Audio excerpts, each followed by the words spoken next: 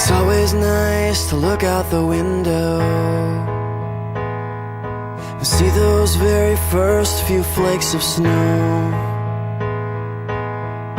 And later on we can go outside and create the impression of an angel that just fell from the sky. When February rolls around, I'll roll my eyes, turn a cold shoulder to these even colder skies. And by the fire, my heart, it heaves a sigh for the green grass waiting on the other side. It's always winter, but never Christmas.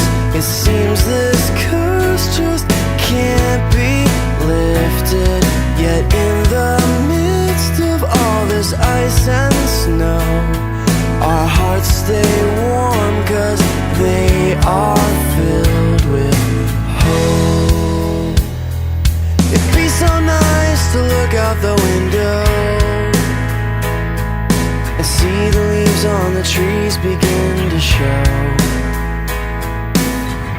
The birds would congregate and sing a song of birth, a song of newer things.